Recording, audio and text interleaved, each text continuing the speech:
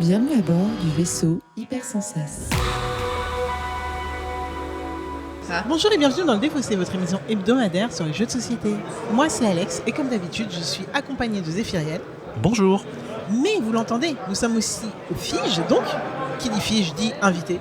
Et nous commençons avec la prestigieuse, la majesté, sérénissime Tatiana Game et Tatiana tout court aujourd'hui. Et salut les amis, merci de m'avoir invité.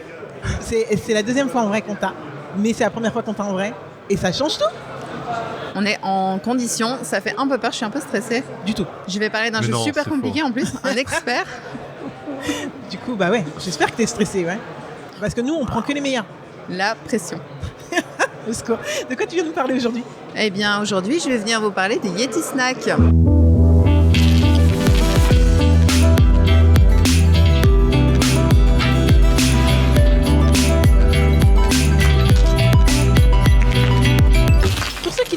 Qu'est-ce que le Défaussé ? C'est une émission qui va se dérouler en 3 parties. Première partie, Tatiana va nous parler de Yeti Snack. On va lui poser nos meilleures questions, vous allez voir. Ça va être tellement long, compliqué. Zéphiriel, j'espère. Franchement, là, je suis ouais, heureusement que j'ai bien mangé ce matin. Ensuite, nous allons jouer et nous allons revenir pour un débrief à chaud. Tatiana, c'est la première fois qu'on t'a dans l'émission. Enfin, la première fois et demie, on va dire. La première fois et demie, c'est vrai. La première fois en vrai. Et surtout, je crois qu'à l'époque, on n'avait pas de cette règle, cette loi d'or qui est que quand on a pour la première fois quelqu'un dans l'émission, eh bien on lui demande, petit traquenard, quel est ton jeu préféré ever ?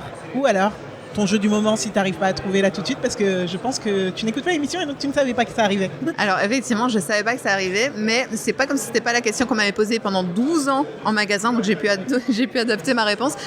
Franchement, je pense que là, mon jeu préféré ever pour le moment, même si je suis ultra bon public, ça va être Ark Nova. Moi j'aime bien les gros jeux, j'aime bien les jeux de combo, j'adore les jeux avec des animaux, je suis désolée, c'est un peu facile. On peut arrêter l'émission là ou comment ça... En fait, je suis dégoûtée parce que si on t'avait posé cette question la première fois, ça aurait pas été ta réponse. J'aurais dit Terraforming Mars la première fois. Ouais, je sais. Et donc je suis dégoûtée. Non, il a été quelques années trop tard. Ouais, voilà, il a été détrôné dans mon cœur. Je suis vraiment navrée de te décevoir. Mais oui, je suis déçue. Parce que j'ai appris ton amour à Terraforming au moment où j'apprenais à jouer à Terraforming. Et ça m'a grave motivée. Il y a une forme d'amour qui s'est liée, c'est beau. Hein ? Il y a une forme d'amour qui s'est liée, c'est beau. Ben, surtout, en fait, c'est elle qui m'a motivée vraiment à y jouer. Et en plus, elle parlait, je crois que dans cette vidéo, tu parlais des extensions et tout, et que tu kiffais absolument. Enfin bref. Et donc, ton amour a été communicatif. Et en effet, j'ai surkiffé. Je voulais absolument jouer à toutes les extensions et tout pour essayer de voir. J'ai pas aimé toutes les extensions. Mais non, c'est vrai. Mais ça a pas pris pour Ark Nova, c'est incroyable. Tu dis ? Ça a pas pris pour Ark Nova, du coup. Ark Nova, et en plus, il joue sur BGG. Je te jure, j'essaye d'aimer ce jeu. Bon, bref, on n'est pas là pour parler d'Ark Nova. Du coup, ok, Ark Nova, c'est ton dernier mois ? Ouais, dans 3 mois, ce sera différent. Pose-moi la question. On revient dans 3 mois. Très bien, Tatiana, peux-tu nous parler de Yeti Snack et qu'est-ce que ce jeu ? Alors, Yeti Snack, c'est un jeu de Mandu Games, donc c'est un éditeur coréen, et ils sont surtout connus parce qu'ils ont fait Dracula vs Van Helsing ou Veil of Eternity, donc ils éditent des jeux avec une gamme qui est extrêmement variée et large. Le truc, c'est qu'en francophonie, on les connaît surtout pour ces jeux un peu plus gamers, et Yeti Snack, il sort complètement du lot, parce que là, on est vraiment dans moi j'aime bien appeler ça du jeu jouet, donc c'est du jeu familial avec vraiment beaucoup de matos, et tu as vraiment ce plaisir de manipuler les choses, donc on est moins dans la réflexion et beaucoup plus dans l'action. C'est un jeu rapide, c'est du jeu simultané, un peu de rapidité où tu dois essayer de reproduire des challenges qui sont inscrits sur des cartes, et le premier qui réussit à remplir le challenge gagne la carte, et donc on essaie d'en gagner 12 pour pouvoir gagner la partie. C'est vraiment rapide, c'est très fun, mais c'est clairement à destination d'un public qui est beaucoup plus enfant-famille, et là pour l'instant ils cherchent un partenaire francophone pour pouvoir l'amener par nos contrées. Enfin, les vôtres. Parce que... Du coup, c'est pas sorti en France encore. Non. C'est une exclue internationale. Exactement. C'est une exclusivité. Alors, pas tout à fait internationale, on va pas se mentir. Il y a quand même déjà eu des ventes et des présentations à Essen, mais c'est vrai que c'est la première fois qu'on le montre en France. Et donc, comme Mandu Games vient avec ses jeux qui sont déjà édités en français, mais qui sont représentés par BlackRock ou les autres éditeurs partenaires, là, ils sont venus aussi avec des jeux qui n'ont pas encore de partenaires, dans l'idée de montrer aux influenceurs, à la presse, aux boutiques et aussi aux éventuels futurs partenaires. Ok. Alors, d'habitude, dans cette première partie, si on a des anecdotes sur le jeu, on en a et on les raconte. Moi, j'en ai une là pour ce jeu. Oh, d'accord. De base, c'était pas du tout ce jeu que je voulais t'amener. C'était quoi? De base, je voulais t'amener. Je parle à Zéphiriel là parce que c'est lui qui a installé le stand pendant que j'étais avec Tatiana en bas sur le festival. Donc, de base, je voulais ramener du coup Yellow House, qui est un jeu de pli. Donc, en plus, d'accord. un peu, enfin, dans la vibe qu'on m'a pitché, ça fait un peu Cat in the Box parce qu'il y a une couleur qui n'est pas là. Et que tu construis au fur et à mesure. Ça avait l'air pépite. Je pense qu'il faut que tu y joues. C'est vraiment pépite, mon type, vraiment. ouais. Cependant, pendant que j'attendais Tatiana, qui était en réunion, en rendez-vous, eh bien, j'ai fait j'étais avec June, du coup, sur le stand Mandou, et elle me le pitch. Et je suis là, je vais y jouer quand j'aurai le temps, mais là, tout de suite, on va partir sur Yellow. Ouais. Elle me dit, là, on attend Tatiana, est-ce que tu veux essayer? T'as essayé? Je ne te dis que ça. Et du coup, le jeu n'est pas là. Du coup, le jeu n'est pas là. Yellow Snack, donc voilà. D'accord, On en ok. est là. Bon, écoute, ça me va. Hein. De toute façon, chez Mandou, là, on a fait un rendez-vous ce matin, il y a qu'un jeu que j'attends. Donc, Ah ouais? C'est vrai. bah oui. Ouais. Faust, Mephisto, obligatoire. Ouais, voilà. non, c'est là. Dice. En fait, Faust, il va vraiment faire sensation. Et mais il y a une très très bonne line-up qui arrive. Et encore une fois, plein de trucs ne sont pas encore localisés en français, mais on attend que ça. C'est de voir les jeux qui vont être importés, ceux qui vont être sélectionnés par des éditeurs ou des distributeurs. En tout cas, je pense qu'il va y avoir des trucs vraiment très très bons qui arrivent. Donc, line-up intéressante. À surveiller. Si vous avez l'occasion, en tout cas. Cette émission sortira pas du tout pendant le Fige, donc voilà. Oui. Mais si vous avez l'occasion sur d'autres festivals, de tester les petits jeux Mandou, franchement, je pense que ça peut être cool d'aller montrer un peu d'engouement pour peut-être pousser. Et il y avait un truc, alors je dis surtout pour Van Helsing, qui est un jeu qui a comme du matos assez poussé et qui est absolument pas cher pour le matos, qui était assez incroyable parce que pour avoir discuté avec Théo et Maxime qui étaient en mode il est que à ce prix-là, je crois qu'il y a genre 20 balles ou un truc comme ça, même pas. Ah, et t'es en mode putain, mais pour le matos, c'est pas cher quoi. En fait, ils ont vraiment ce truc de tour de force. Ils ont des très très bons partenariats avec leurs usines auxquelles ils sont fidèles depuis des années. En fait, ils ont des super bonnes réductions. Ils produisent intelligemment en sachant qu'il y a des matériaux de base qui peuvent être déclinés peu importe la langue. Et donc, ça fait vraiment une réduction de coût qui est super intéressante. Et c'est vrai que quand tu as même 12 Chip Trick, tu sais, le jeu avec les petits jetons de poker et tout, tu es toujours étonné du prix de la boîte. Yeti Snack, même chose. Je pense qu'on est dans le 25 ou 24,99. Et en fait, tu vois bien qu'il y a énormément de matériel dedans et pour des prix qui sont vraiment dérisoires. Donc c'est marrant. Hein. On est sur des productions qui sont très très très fortes. Cool. Voilà, c'était l'anecdote. Franchement, ça fait plaisir d'avoir fait ce rendez-vous et d'avoir découvert autant de choses parce que je pense que je me rendais pas compte de comment fonctionnait Mandou et enfin je sais pas, dans ma tête c'était. Non mais c'est agréable. Hein. Ça fonctionnait pas forcément comme ça et franchement, je pense qu'il y a plein de trucs à voir. Mais bon, là on parle de Yeti Snack, messieurs dames. Là, on part sur un jeu de rapidité. J'espère que vous êtes prêts. Réveillé. Parce que je veux pas me vanter, mais June m'a dit qu'elle avait de l'XP et il est possible que j'ai gagné quelques manches. Mais ok, d'accord. Okay. Je ne vous dis que ça. J'ai la pression. Allez, go. Let's go. June m'a dit là, c'est justement, on ne doit pas voir le jaune.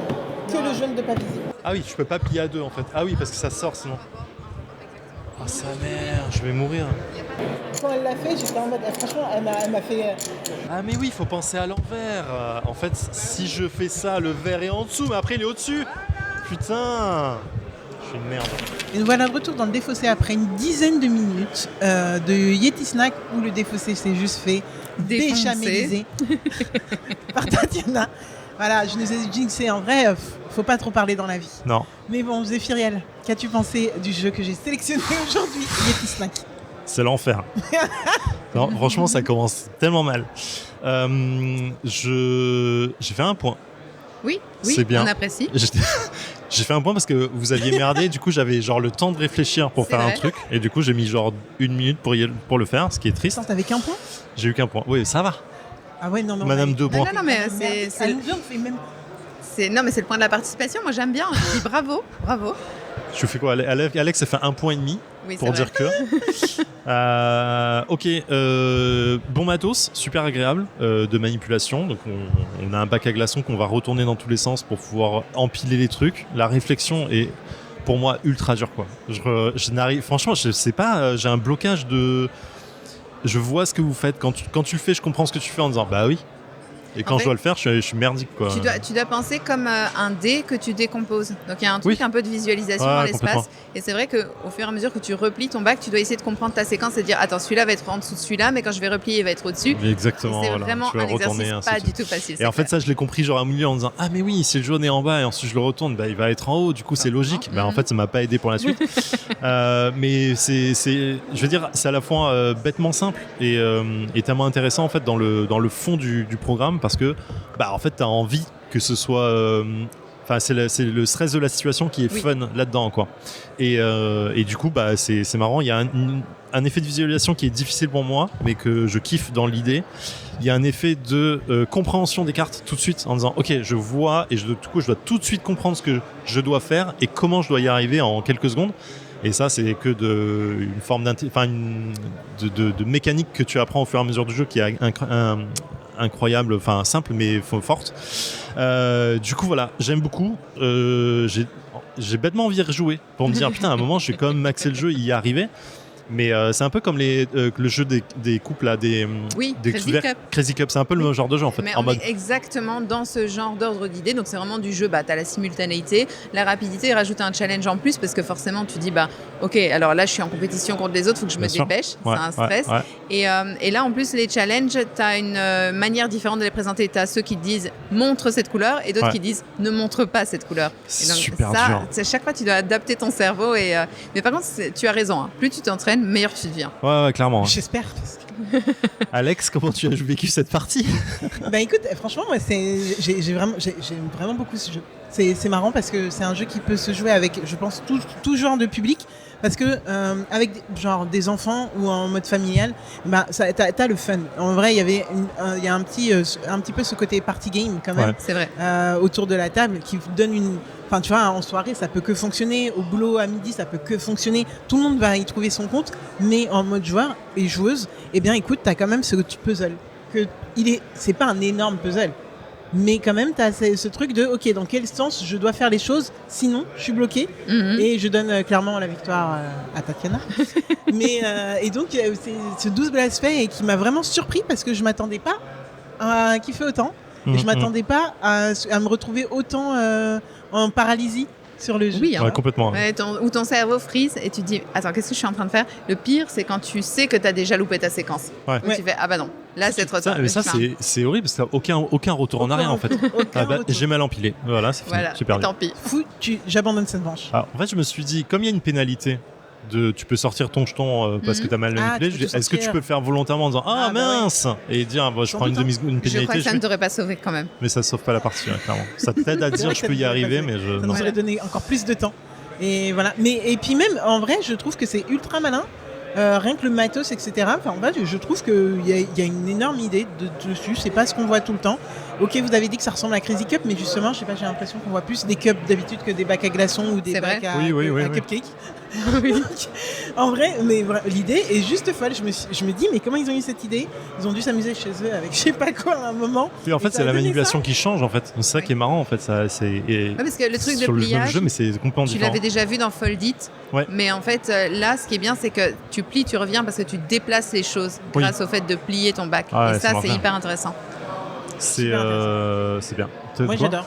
J'ai dit super intéressant. Ah ouais non, ça marche bêtement bien en fait. C'est même triste de dire c'est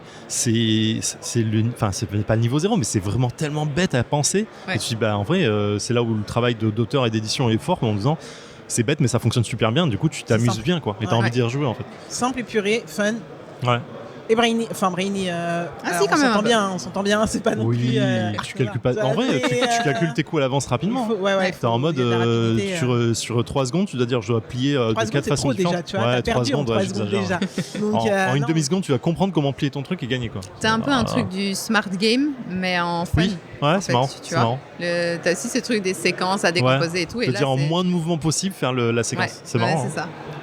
Donc vraiment très cool. Merci beaucoup Tatiana d'être venue nous le présenter. Cependant, je me rends compte qu'en introduction, j'ai oublié de te demander un truc très important qui s'appelle la fiche Wikipédia et donc de nous dire un petit peu qui, pour qui, par qui, illustré par qui. Exactement. Donc Yeti Snack, c'est un jeu de Roberto Fraga, Delphine et Johan Lemonnier, et c'est illustré par Jackie Davis. C'est un jeu qui est à partir de 8 ans pour 2 à 4 joueurs et ça dure 20 minutes. C'est édité pour l'instant en coréen par Mandu Games et c'est en voie d'être édité dans d'autres pays, dans d'autres langues très bientôt.